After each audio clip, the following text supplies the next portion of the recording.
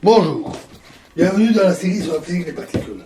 Donc démontrons les résultats que nous avons donnés dans la dernière proposition. Le point 1 est évident, puisque x est nul, donc il reste que le premier terme dans la série. Les points 2 et 3 sont des cas particuliers du point 4, et pour le point 4, multiplions simplement les séries terme à terme. Alors c'est autorisé parce que la série est absolument convergente.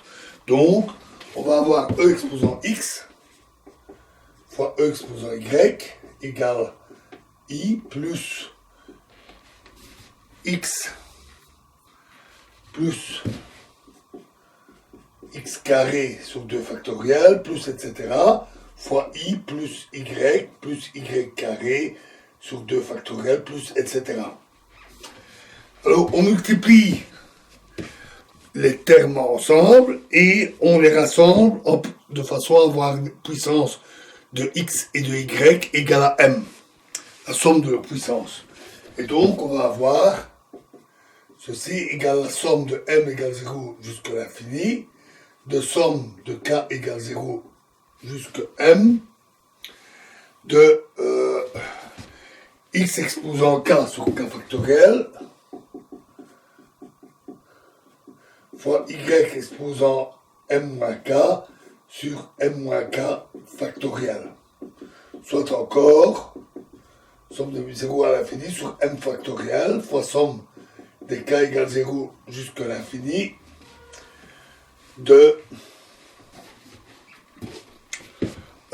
jusqu'à m, pardon, de m factoriel sur k factoriel m-k factoriel, xk, ym-k. Or, ceci ressemble à la formule du binôme de Newton. Et effectivement, c'est la même formule, mais celle-ci n'est valable que si x et y commutent.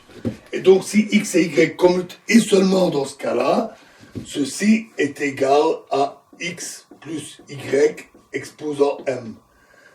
Donc, c'est la somme m0 jusqu'à l'infini de x plus y exposant m sur m factoriel, c'est-à-dire e exposant x plus y.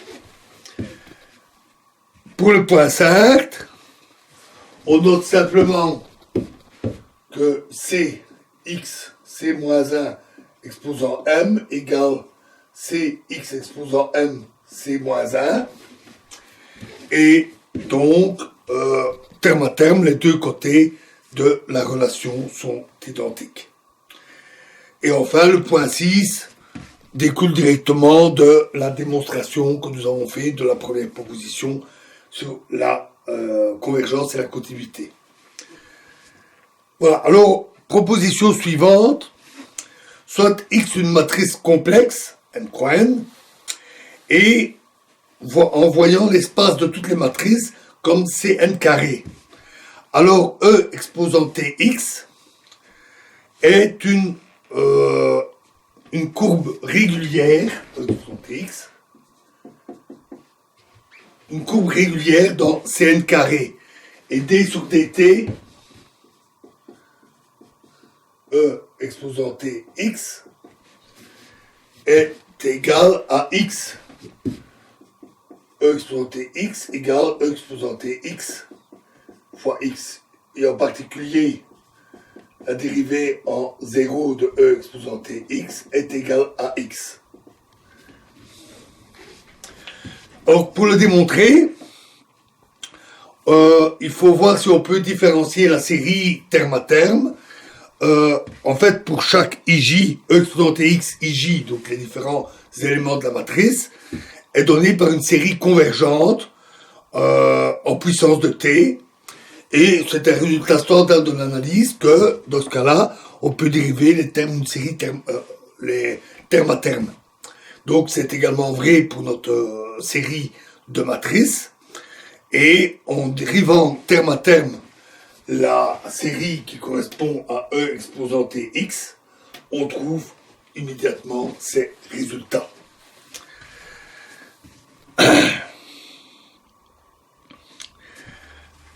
Voyons maintenant comment calculer E exposant X, de manière explicite, parce qu'on a une série, mais c'est pas toujours facile à manipuler. Donc, supposons d'abord, premier cas, que X est une matrice réelle, ou complexe, qui est diagonalisable.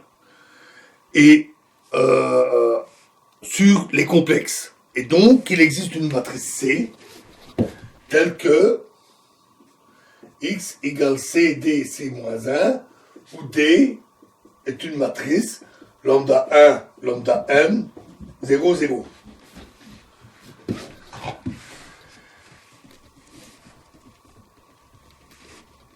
Et il est alors trivial de voir avec le développement en série que la matrice que l'on obtient pour E exposant D est E lambda 1 jusqu'à E lambda m 0, 0. Et donc X est égal à C fois E exposant X.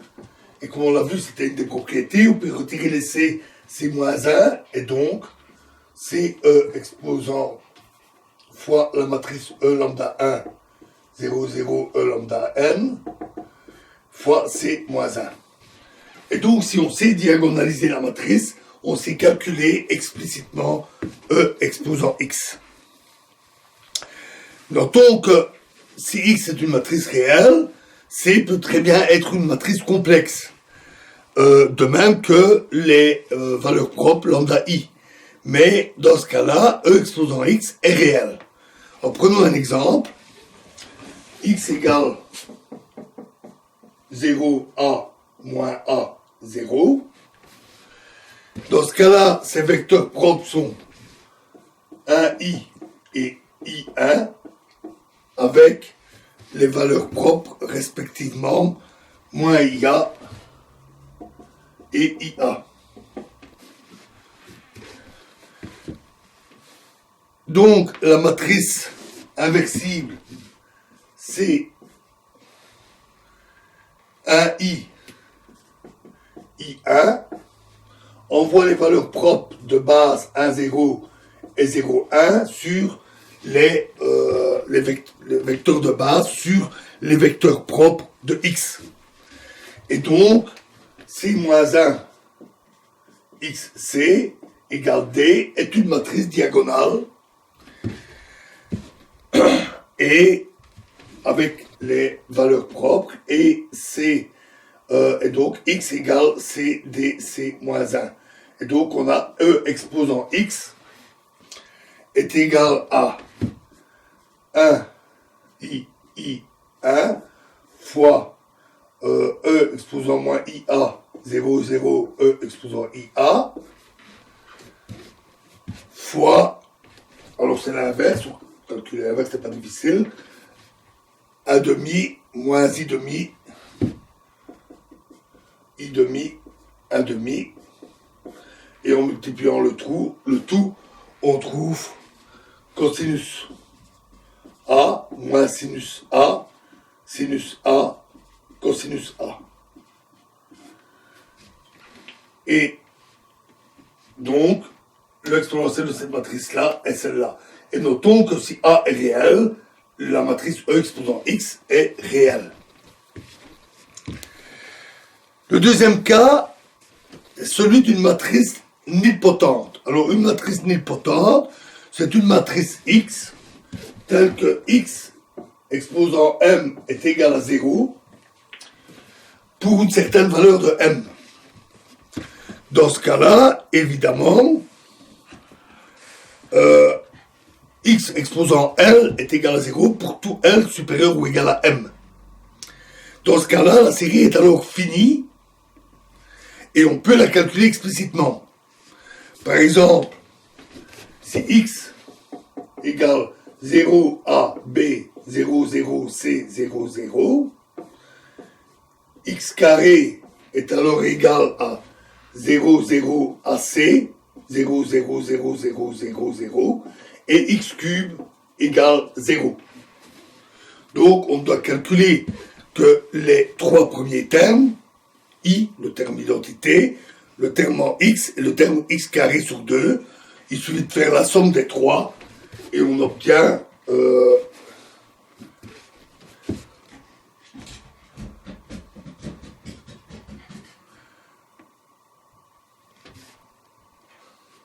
par exemple, on peut calculer E exposant Tx, qui est alors égal à 1 fois TA,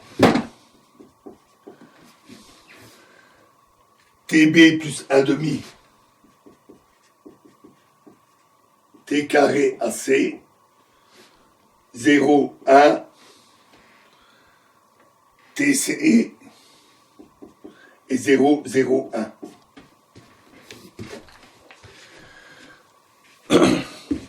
Voilà, alors dans la suite, dans la prochaine vidéo, nous verrons le cas général, le cas d'une matrice quelconque, et nous passerons à ce qui suit, en particulier le logarithme d'une matrice. Je vous remercie.